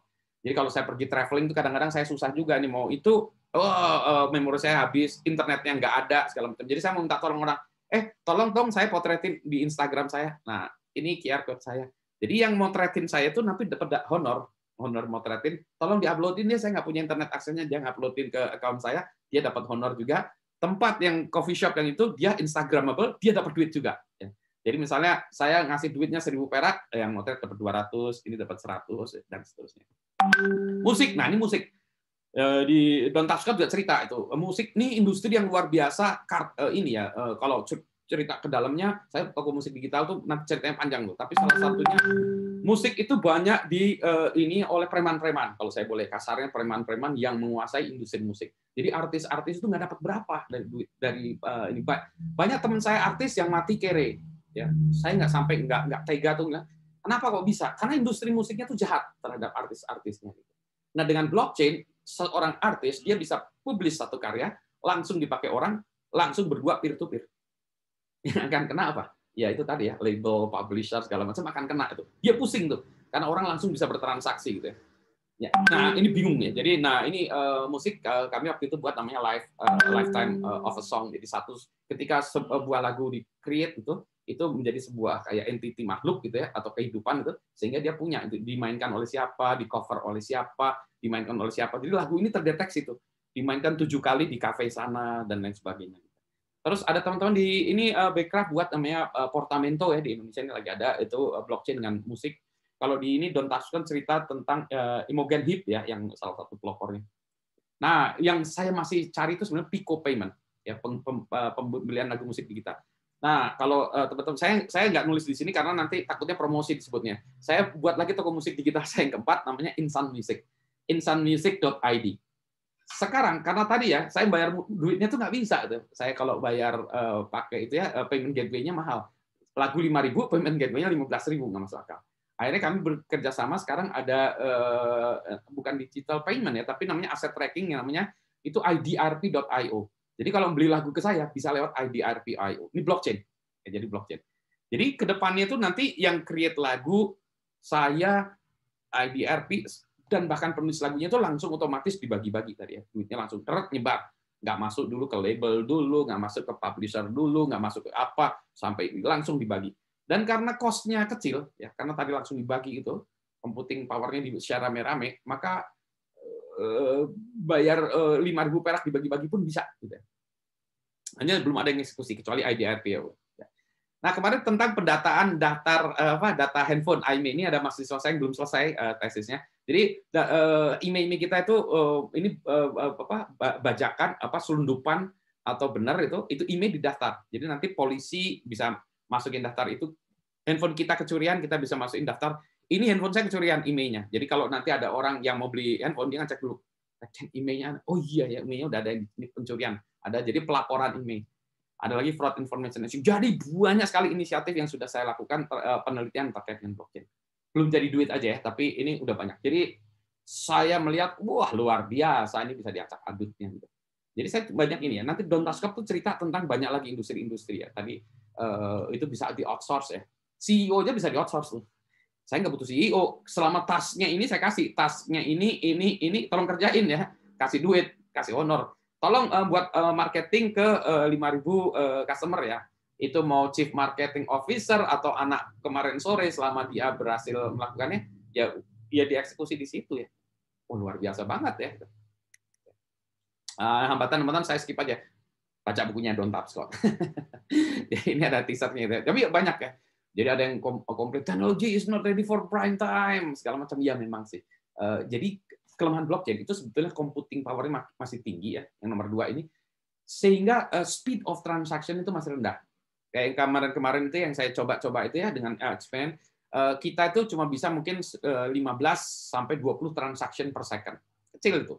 Cuma bisa 20 transaction per second. Kalau saya perbankan atau e-commerce yang membutuhkan 1 juta transaction per second, ya nggak bisa. Sekarang belum bisa. Kalau modelnya proof of work seperti tadi ya, tapi ada effort buat lain-lain sehingga bisa. Jadi ini sebetulnya bisa lah ya. Ini sebenarnya bisa-bisa. Yang ngerinya juga orang-orang takut, wah ini blockchain ini nanti dipakai oleh pemerintah untuk memantau kita. Enggak sih, enggak gitu ya. Ada caranya gitu ya. Jadi ada cara. Jadi ini hambatan yang di kacamata orang, di kepala orang ya, Don't Touch Scott menceritakan itu dan dia menceritakan enggak, ini sebetulnya enggak ada hambatan. Nah, how to-nya ini ceritanya enggak ini, cuma betul tadi. Jadi bagaimana mengimplementasikan? Mas, saya mau mengimplementasikan sekarang itu ada 2 major platform. Satu Ethereum yang tadi ya Vitalik Buterin itu, yang kedua Hyperledger. Hyperledger ini grupnya IBM. Grupnya IBM juga buat framework untuk mengimplementasikan itu. Terus ada lagi macam-macam. JP Morgan punya Quorum, ini punya Ripple, punya macam. Jadi sekarang ada framework untuk mengembangkan aplikasi blockchain. Kalau dulu jarang, nggak atau susah, harus buat sendiri. Jadi dulu ketika saya riset dengan mahasiswa, kita tuh harus buat frameworknya sendiri. Sekarang nggak perlu lagi. Tinggal paling gampang pilih antara 2 ini ya, Ethereum atau Hyperledger, you are safe. Tadi betul, Ethereum yang paling banyak digunakan. Hyperledger juga banyak digunakan juga. Jadi ini tergantung selera. Nah, concluding ya, blockchain itu benar-benar game changer. Betul.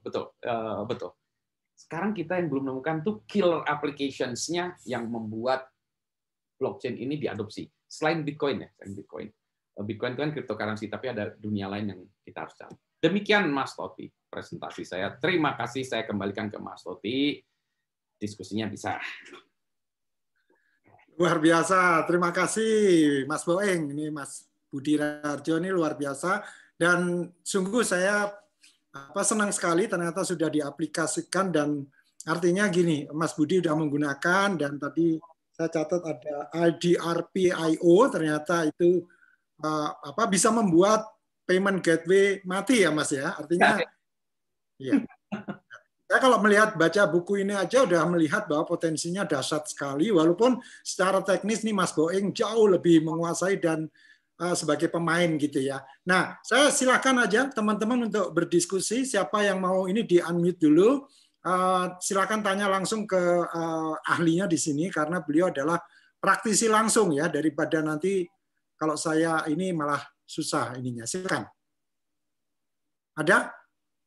Ada yang mau tanya atau mau raise hand dulu atau gimana? Bentar, saya mesti lihat galeri ya. Mohon izin Pak, saya Dan Rifanto Pak. Hukum kita. Terima kasih. Pak Gatot, saya ucapkan terima kasih telah memfasilitasi literasi dan edukasi kita mengenai apa sih blockchain. Kan ini kan selalu menjadi terminologi yang catchy, seksi, tapi pemahaman secara teknis untuk bisa dipahami, nampaknya pas banget nih sama Pak Budi Raharjo disampaikannya. Semoga semua yang kita pada hari ini mendapat pemahaman secara futurikal, itu tuh sudah terjadi pada hari ini. Mohon maaf Pak Budi Raharjo, apakah sebetulnya dia adalah masih teknologi blockchain ini sebenarnya sudah ada di Indonesia, dilakukan secara senyap, tidak diinformasikan kepada siapa-siapa, dan bisa jadi juga tidak ada yang tahu itu sedang dilaksanakan, dan akhirnya menguasai industri apapun yang bisa terlibat dalam itu, dan akhirnya pemerintah terbelenggu pada kenyataan ya sama seperti fintech hari ini. Mohon maaf kalau ada teman-teman OJK atau BI, pada saat kami di Kominfo 5 tahun yang lalu berusaha merangkul, berusaha bicara dan duduk, dianggapnya logika fintech itu logika imajinasi film Hollywood. Tapi begitu fintech menimbulkan kesulitan luar biasa, tiba-tiba Kominfo yang disalahkan. Memang harus kita yang disalahkan karena kita yang memiliki kewenangan terhadap telekomunikasi maupun juga transaksi elektronik. Artinya, saya tertarik dengan apa yang disampaikan oleh Pak Budi, bahwa ini suatu saat Tokped yang katakanlah kalau dalam bahasa peraturan pemerintahnya dibilangnya penyelenggaraan perdagangan melalui sistem elektronik PMSE. Kemudian kalau di Menpan ada yang disebut pemerintahan yang berbasis sistem elektronik. Ibaratnya anak baru belajar jalan, tiba-tiba datanglah si pelari tingkat olimpiade yang namanya blockchain. Nah, saya yakin Pak Budi Raharjo sebagai seorang futurolog yang tidak pernah katakanlah ragu-ragu untuk mengatakan apa sih yang sebenarnya akan terjadi. Nah, Pak Budi, saya mau nanya, yang dua hal itu, apa dampak terhadap e-commerce dan e-government kita? Karena yang lagi hangat-hangatnya dan lagi semangatnya kan cuma dua itu ya sekarang ya. Kalau yang lain masih tiarap karena ya tadi banyak premannya lah. Kemudian, oh ya Pak Budi, saya sekarang alhamdulillah nggak lagi di Kominfo, saya sekarang di Kemenpar, Ekraf. Jadi tadi cerita Protomento segala macam, wah ternyata udah ada yang ngadep ke Pak Budi duluan nih. Terima kasih Pak Gatot, terima kasih Pak Budi kesempatannya. Ya, Silakan. saya langsung jawab Mas Loti. Ya, silakan langsung. Dampaknya terhadap e-commerce jelas itu tadi ya. Jadi akan muncul platform baru untuk melakukan transaksi. Nah, nanti ada problemnya tuh begini. Kalau kita pakai Tokopedia kan udah jelas ya, PT-nya apa, ininya apa. Jadi kalau ada masalah kita jelas, oh Tokopedia yang kita marahin ya, segala macam. Nah kalau blockchain itu nggak ada kan, nggak ada siapa-siapa pemiliknya siapa-siapa. Jadi orang takutnya tuh gini, ini masalah yang kita masih bingung ya. Ini platform yang bagus banget, tapi tidak ada yang punya. Terus gimana ngaturnya? Ya karena nggak ada yang punya, gimana ngaturnya? Nah itu kan susah ya. Nah makanya banyak orang-orang yang menggunakan ini tuh sebagai alat penipuan. Jadi banyak implementasi blockchain di Indonesia, tapi kebanyakan penipuan. Jadi ceritanya begini, kan saya ini ceritanya agak panjang sedikit ya, Mas Loti ya, gini. Jadi blockchain itu misalnya gini, kita mau ngadain bazar nih. Oh, grup Mas Loti mau ngadain bazar. Oke, untuk ngadain bazar ini nanti makanan boleh dibeli dengan menggunakan kupon. Oke, di setup. Oke, satu kupon harganya 10.000. Oke, kita mungkin ini mungkin transaksinya nilainya 10 juta. Ya udah kalau gitu kita buat 10.000, 1.000 kupon. Oke ya. 1.000 kupon dibuat 10 ribuan. Deng. Dijual, nggak ada yang mau beli. Deng. Wah, ini tinggal seminggu lagi nih. Ada orang ide. Mas, gimana kalau kuponnya kita jual 5 ribuan aja? Wah bener, ide bagus nih. Jadi dijual gini. Ini kupon nanti harganya pas hari H 10 ribuan. Sekarang saya jual 5 ribuan. Oh, habis semua tuh. Nah, itu namanya ICO. Initial Coin Offering. Kayak IPO gitu ya. Jadi nanti harganya 10.000. Sekarang harganya 5.000. Oke, dibeli semua nih. Udah. Pas hari H, saya datang ke tempat mau makan. Pak, mau beli satenya. Kata Mas Satenya, punya kupon nggak? Nggak punya. Itu harus pakai kupon, Mas. Oh, ya. Ada orang yang punya kupon. Mas, saya minta kuponnya gitu. Kata orangnya gini, sekarang kuponnya harganya 12.000.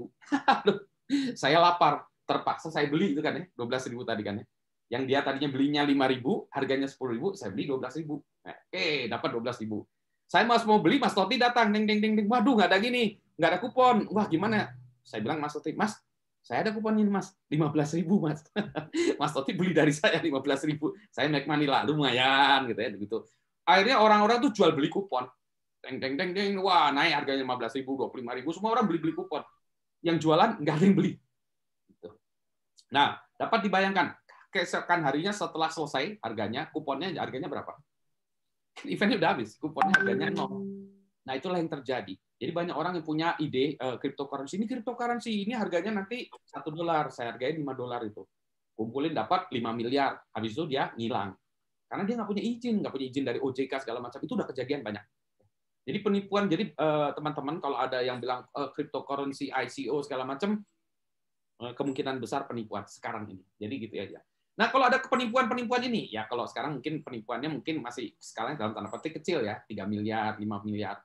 Kalau penipuannya udah skalanya 300 miliar atau 1 triliun, nah yang dimarahin siapa? Pemerintah pasti. Yang ruginya apa? Kan dia pengumpulan ini dana dari tanda petik pengumpulan dana dari masyarakat segala macam, udah kejadian sih. Jadi ada gitu-gitu. Jadi ini akan menjadi masalah bingungnya. Jadi itu ya. Akan terjadi kekacauan, berarti pemerintah harus siap-siap. Wah, berarti saya harus mengatur atau menata atau gimana? Ini bingung menatanya gimana. Nah, satu, balik lagi pertanyaan, e-commerce apakah terdampak? Akan. Nanti tinggal tunggu tanggal mainnya aja. Pasti ada, karena peer-to-peer ini lebih menarik ya. Tinggal sekarang masalahnya gini, kalau saya buat peer-to-peer ini apa untungnya bagi saya? Finansial, nggak ada. Saya pribadi langsung corporate company, tapi kebersamaan kita bentukan bersama-sama. Semua orang kaya bersama. Nah, itu dia. Corporate besar pasti nggak mau. Saya pengen kaya sendirian, monopoli. Ini nggak mau, saya pengen kaya sendirian. Kalau itu kan, misalnya gini bilang, Tokopedia, semua sahamnya dibagikan kepada sellersnya semua dong, dan pembelinya semua. Oh, nggak ada yang mau tuh. Kan gitu soalnya gitu ya. Jadi itu e-commerce akan berubah. E-government, nah sama. E-government kan ini saya punya kuasa. Kalau kuasa yang diserahkan kepada rakyat sepenuhnya, gimana? Padahal kan harusnya diserahkan kepada rakyat sepenuhnya. Padahal nggak mau juga. Jadi akan ada perubahan-perubahan. Nah, tinggal nunggu kapannya, bukan masalahnya ini, tapi tinggal kapannya aja sih. Oke. Itu Mas. Oke, makasih Mas Budi. Ini Mas Satya Aditya Wibowo sudah raise hand. Singkat aja Mas, soalnya ternyata juga ada Mas Asoka juga bertanya. Silakan. Juga Mbak Tari. Oke, Mas Satya. Ya, terima kasih. Aduh, saya sebetulnya pertanyaan udah saya tulis di chat, Pak. Oh iya. Iya. Karena saya gaptek, jadi takut salah ketik apa salah ngomong gitu. Tapi bener-bener 20 detik. Jadi saya terus terang nggak ngerti. Mohon maaf, saya gaptek berat ya. Tapi gini, boleh nggak saya analogikan sekarang orang dari Indonesia Timur, dari Makassar, mau ke Medan, itu harus lewat Jakarta sebagai hub. Boleh nggak saya analogikan bahwa bisa dari Makassar ke Medan langsung, Makassar ke Palembang langsung, di dunia itulah gitu. Oke, thank you. Yes, jadi jawabannya betul. Jadi ini adalah platform yang blockchain bisa memberdayakan orang. Jadi kita bisa langsung peer to peer. Mas Satya dengan saya bisa bertransaksi langsung tanpa perlu lewat bank, tanpa perlu lewat GoPay, tanpa perlu lewat apa. Jadi langsung duitnya langsung kita transaksi. Jadi nggak lewat perantara lagi, middleman nggak ada lagi. Nah itu kan mengubah berat deh. Betul. Oke, ada satu lagi yang di pertanyaan saya chat itu, kira-kira secara matematik ya, orang matematik kadang-kadang jago forecast. Iya, ya. Mulai kena dampak kapan ya, Topet, Bukalapak, Gojek gitu. Nah ini secara dia. Matematik. Ya, kalau kita bilang killer application itu susah meramalkannya, killer application ya. Itu biasanya munculnya by accident. Sebagai contoh, handphone itu killer application-nya kan SMS ya. Handphone udah lama orang nggak mau, begitu ada SMS tiba-tiba meledak, ding, semua orang pakai handphone gitu. Sama kita juga melihat aplikasi tiba-tiba messaging, ding, semua orang pakai messaging gitu. Jadi killer application kita nggak tahu. Kalau komputer tuh killer application-nya spreadsheet. Orang-orang nggak mau tiba-tiba ada, sebenarnya awalnya fisikal, tapi yang ngetop Lotus 123 kan ya. Lotus 123, semua orang pakai komputer. Yes gitu. Nah, blockchain ini kita belum punya killer application-nya. Aplikasinya keren semua. Cuma belum ada killernya yang saya nggak bisa hidup tanpa itu. Jadi itu, nah menariknya apa? Karena semua orang lagi nyari, kita sama di Amerika, sama di Inggris, sama nih kita. Kalau kita sukses duluan, nah kita yang ini ya menjadi leader di situ. Oke, terima kasih Mas. Makasih banyak. Ya. Oke, Mas Asoka tadi. Oh, oke. Bud, aku mau nanya sedikit nih. Tadi kok saya melihat dari aspek negatifnya begitu ya, dari implementasi blockchain ini begitu ya. Saya kok tampaknya perlu ada semacam kehadiran negara atau kolektif secara global gitu ya. Paling nggak ada koridor-koridor tertentu, ada satu ya batasan standar regulasi atau apalah, ada oversight dan sebagainya gitu ya. Walaupun ya dari apa ya tadi sudah disampaikan ya ada common standard, common value yang disepakati bersama gitu ya, yang bisa menjadi dasar itu bisa apa ya berjalan ya gitu ya gitu. Ini kan kita bicara accessibility-nya sangat-sangat global gitu ya. Itu perlu nggak kira-kira kehadiran negara? Ya. Itu di bagian mana ya kira-kira itu ya? Soalnya ini kalau sudah sedemikian global gitu ya. Jadi si penipu ini majority mereka menguasai teknologi ini. Saya kok jadi ngerasa agak ngeri-ngeri asik gitu ya. Okay. Jawaban saya kalau singkatnya, apakah ada pemerintah turut apa-apa? Sekarang jawaban saya singkatnya tidak. Pemerintah tidak perlu hadir, Pak Budi. Gimana ya? Contoh ekstrimnya tuh internet. Internet tuh mana ini awal-awal internet? Mana kehadiran pemerintah di internet? Internet governance sampai sekarang itu pemerintah itu hanya perannya sebagai advisory committee, jadi advice aja. Tapi yang menentukan pembagian IP segala macam nggak ada. Kalau sekarang kelolanya oleh ICANN, ya, itu juga kebersamaan. Ya. Jadi internet itu bisa hadir karena kebersamaan. Protokolnya bersama, ininya bersama, semuanya bersama, gitu ya. Dan tidak ada peran pemerintah. Dulu awalnya pemerintah melihatnya, yang diatur kan telco segala macam. Kami ITU, telco besar. Apa itu internet, gitu ya. Sampai sekarang internet itu tidak ada peran pemerintah atau tidak ada pemerintah. Advice saja. Nah, ini pun kalau kita bayangkan ya, kalau internet itu kan kemungkinan kita bertukar informasi segala macam. Tadi Mas Oki udah bilang, si Don Tasco bilang, bedanya ini adalah the internet of values. Yang kita tukarkan itu bukan informasi. Yang kita tukarkan itu values. Jadi ada World Wide Web data, ini ada World Wide Web ledger. Jadi ini tuh layernya lebih di atas lagi gitu ya. Jadi kemungkinan menurut saya pemerintah tidak ada perannya, tetapi pemerintah nanti kalau ada apa-apa ketiban puluhnya pemerintah. Ya, jadi itu ya pemerintah harus siap-siapnya ya udah kalau gitu saya merescue lah gitu. Ya, jadi itu. Nah, apakah perlu dibuatkan koridor-koridor? Ya mungkin ada ya, cuma ya kalau untuk awal-awal ini saya ngelihat kalau dari ikut sejarah tidak. Oke, kita mungkin saya cuma berpikir untuk bisa jadi kalau ini teknologi ini bisa memberikan value yang luar biasa kepada bagaimana orang bertransaksi saat ini. Mungkin pemerintah bisa memfasilitasi perkembangan ini. Jadi ada dorongan-dorongan begitu. Mungkin arahnya ke sana kali ya. Nah, sebetulnya yang diperlukan pemerintah itu menurut saya harus mengencourage ini. Kenapa? Karena tadi Mas Toti sudah menyitir ya bahwa di Indonesia itu banyak orang yang masih unbankable ya. 90 juta masih unbankable. Nah, kalau ini teknologinya bisa diangkat, maka orang ini ikut prosper bersama-sama. Ikut bisa prosper bersama. Jadi yang kaya itu bukan Tokopedia, bukan unicorn. Yang kaya adalah rakyat bersama-sama, gitu ya. Okay, yeah. Nah, itu yang menurut saya perlu di-encourage. Jadi teknologi ini menurut saya perlu di-encourage. Gitu.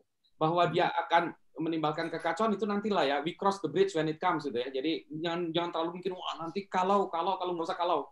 Jebret dulu aja gitu. Sambil kita memang oke lah kita pelajari siap-siap gitu ya.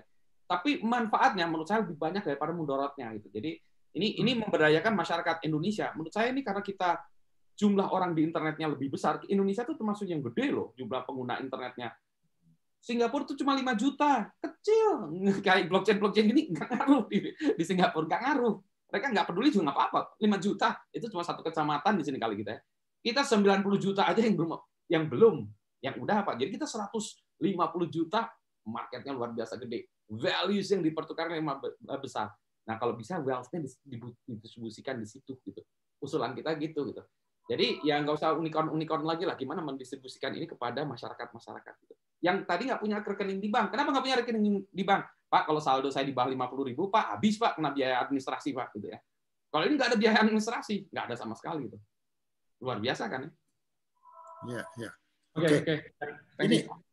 Ini ada Pak Didi dan Pak Indra Jaya juga sebelumnya ada pertanyaan tadi mengenai Mas Budi mengatakan, Mas Boeing mengatakan bahwa pemerintah nggak bisa ngawasin kita ya, padahal bagaimana bisa terjadi seperti itu. Terus yang kedua juga ada Mbak Tari tadi menanyakan mengenai kepercayaan ya, kepercayaan bukannya tetap masih ada, tapi sekarang kita percaya kepada blockchain.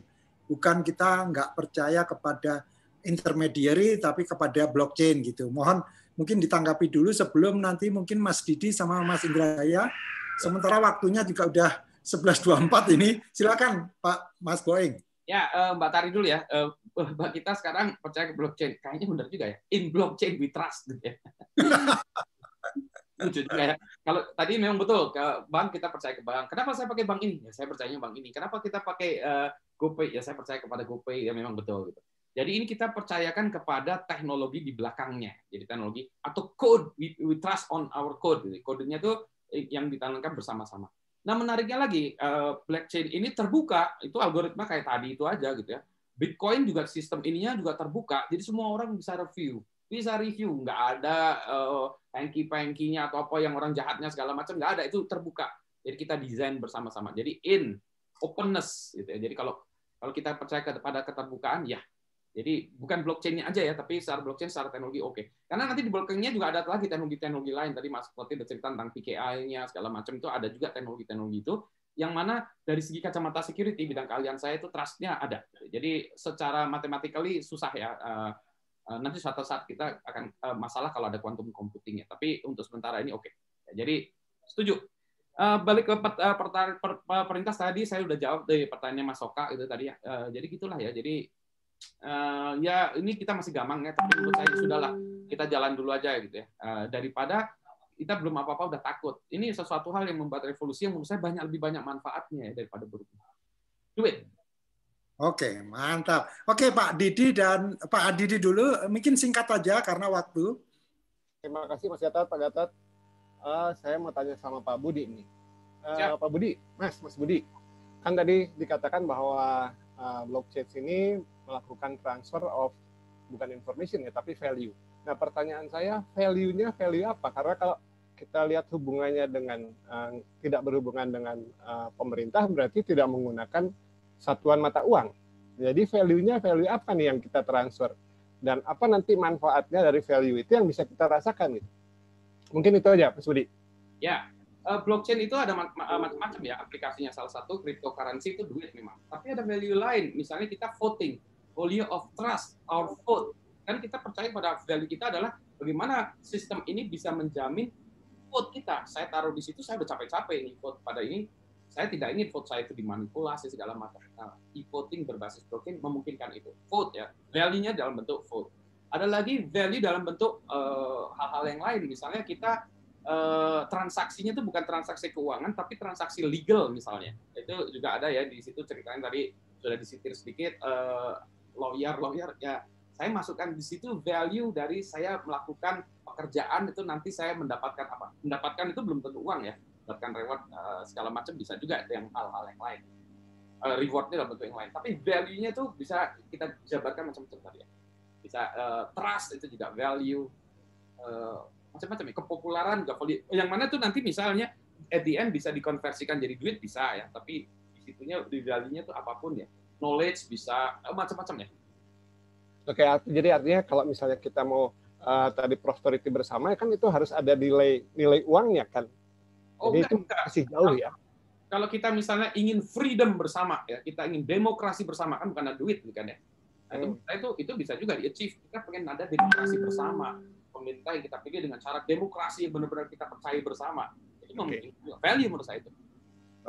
Oke. Kalau misalnya bukan hanya value dalam bentuk satuan uang ya, artinya masih mungkin ya. Tapi kalau uang nanti harus ada aturan-aturan yang harus dipenuhi gitu selanjutnya. Ya, meskipun tadi ya kita juga harus lihat dari sejarah uang. Sejarah uang juga harus dilihat kan, fiat money segala macam ya. Itu gimana tuh orang melakukan barter dan lain sebagainya, itu ada sejarahnya panjang gitu ya. Betul. Tentang money segala macam, dan ini blockchain ini memungkinkan. Kalau dulu teknologinya belum memungkinkan. Sekarang dengan teknologi itu kita mau pergi ke zaman barter, zaman dulu bisa. Cepat gitu ya, yang mana cepat dan kita nggak perlu ini lagi misalnya saya barter ya motor saya dengan tanah 2 meter di situ, udah barter aja di situ, cek pakai blockchain, langsung masukin smart contract selesai. Sip. Oke, makasih Mas Budi. Oke. Ya, makasih Pak Didi, Pak Indrajaya. Masih ada pertanyaan? Ada Pak. Mas Gatot. Singkat aja. Ya. Halo.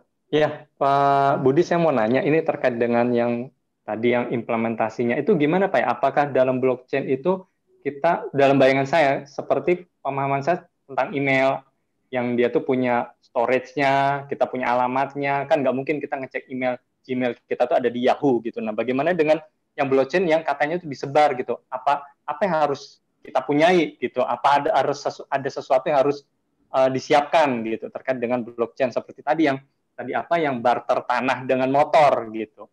Itu aja Pak Budi. Terima kasih.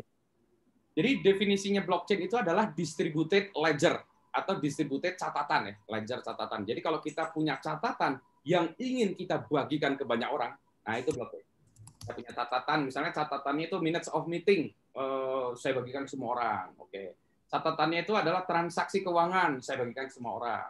Transaksinya adalah pembelian barang di e-commerce, saya bagikan setiap orang. Jadi di setiap orang itu punya catatan. Jadi itunya cuma catatan-catatan.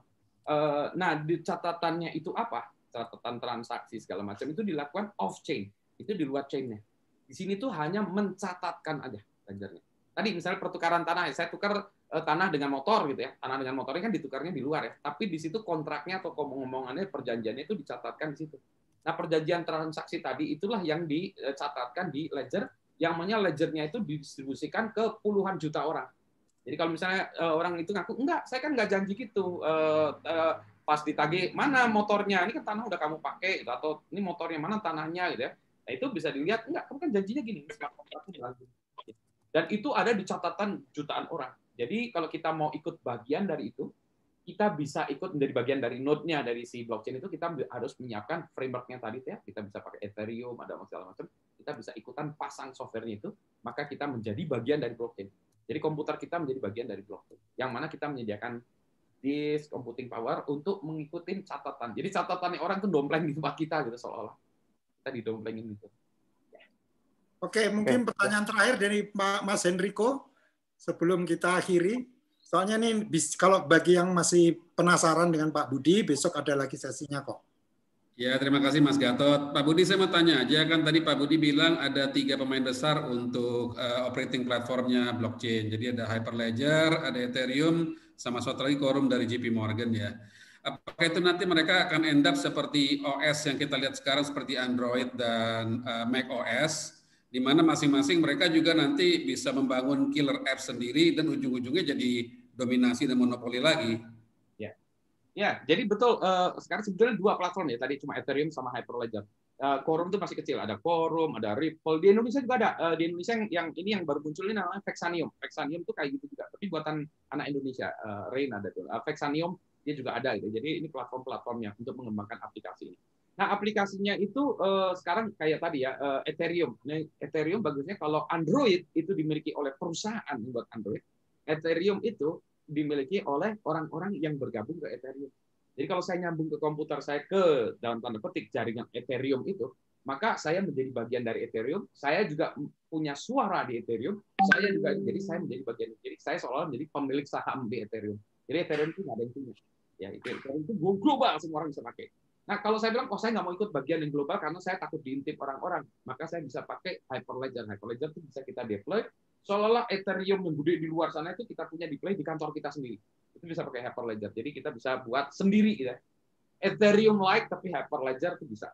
Yang mana di situ misalnya kalau tadi pemilu ya berarti semua orang atau semua pihak yang terkait dengan pemilu itu menjadi bagian dari network-nya ini. Pemiliknya semua. Ada KPU, ada partai politik, ada politician, ada rakyat, ada media massa, segala macam, manggo. Itu milik mereka semua. Jadi tidak ada satu yang mendominasi gitu. Ya, jadi ada gitu. Oke.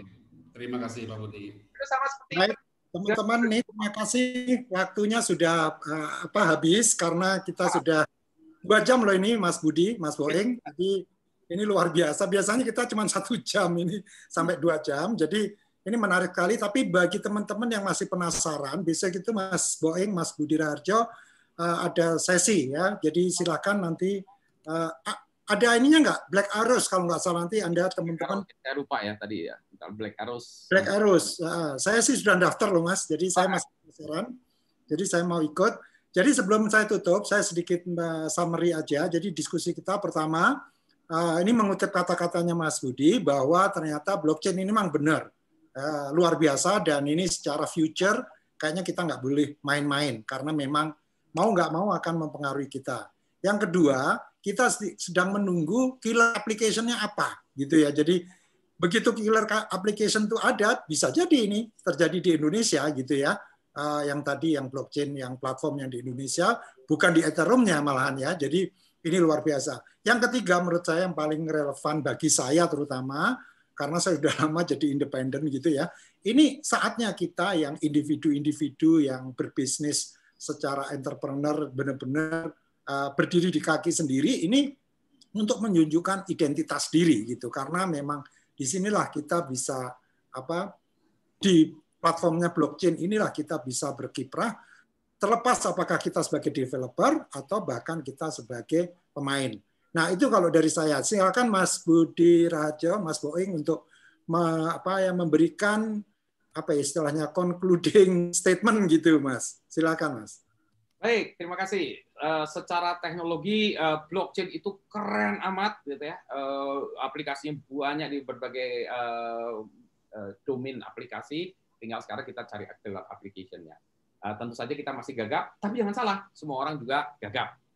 Buku Don't Touch Code itu bagus, dia menceritakan opportunities apa saja sih yang ada di sana secara kacamata bisnis, bukan secara teknisnya. Tadi yang saya ceritakan under the hood-nya gitu. Nah, sekarang tinggal teman-teman mikir ya, karena ini bisa menjadi keuntungan bagi perusahaan kita atau organisasi kita, tapi di saat yang sama juga bisa jadi ancaman juga. Demikian Mas Toti, concluding remark dari saya. Ya, terima kasih Mas Budi Raharjo, ini luar biasa. Saya senang sekali bisa ketemu di sini. Saya mengikuti atau istilahnya follower setianya Mas Budi karena beliau ini suka banget posting-posting yang termasuk yang tadi kupon Bitcoin tadi ya. Menurut saya setuju sekali dan sepertinya ini nyambung karena saya melihat blockchain ini bukan dari Bitcoin-nya, bahkan saya sampai sekarang nggak tertarik untuk beli Bitcoin karena yang seperti Mas Budi tadi, jadi kayak kupon gitu ya. Jadi buat apa gitu ya? Mendingan kita benar-benar mendingan emas lah gitu ya. Nah, ini buku ini, Blockchain Revolution ini, menurut saya di toko buku di Indonesia masih banyak di Jakarta.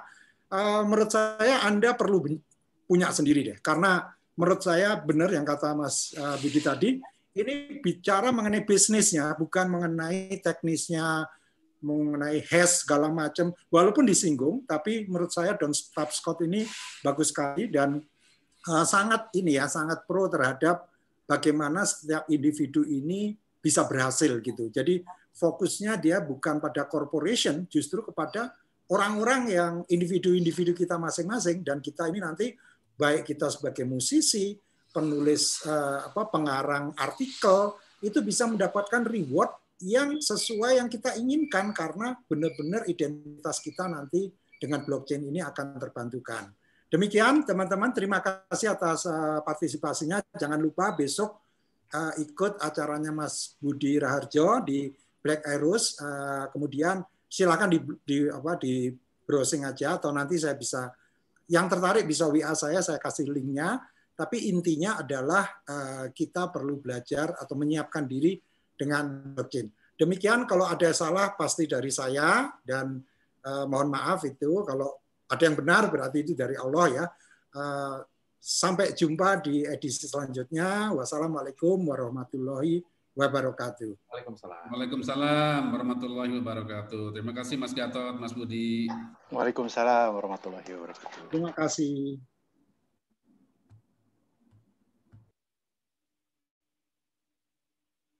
Makasih Mas Boeing. You're welcome, Mas.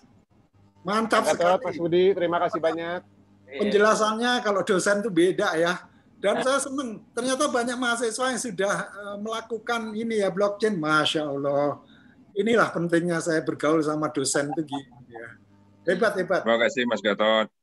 Sama-sama. Budi. Heri. Ya. Waduh, ini di luar ini saya ini. Tapi menarik banget ya. Terima kasih. Ya menarik Mas, karena ini memang teknologi luar biasa nih, benar-benar luar biasa. Terima kasih. Assalamualaikum. Kalau nggak Don't Touch Code, saya nggak akan baca buku ini nih Mas Boeing, benar. Ini gara-gara Don't Touch Code ini, benar-benar.